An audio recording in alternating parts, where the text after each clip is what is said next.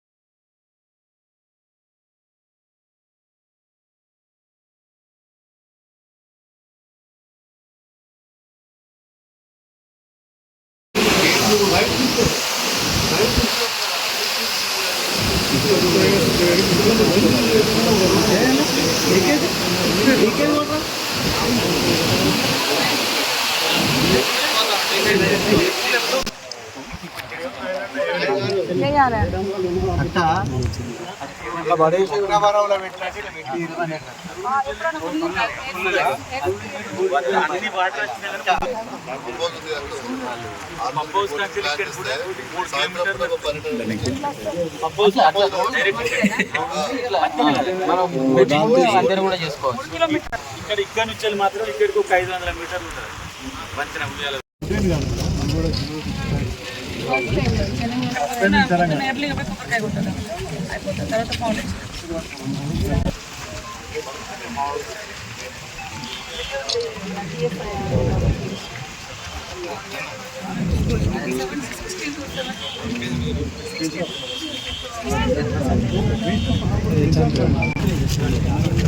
రేపు వచ్చి కొబ్బరికాయ కొట్టేస్తే వాళ్ళు చేసుకోవాలి.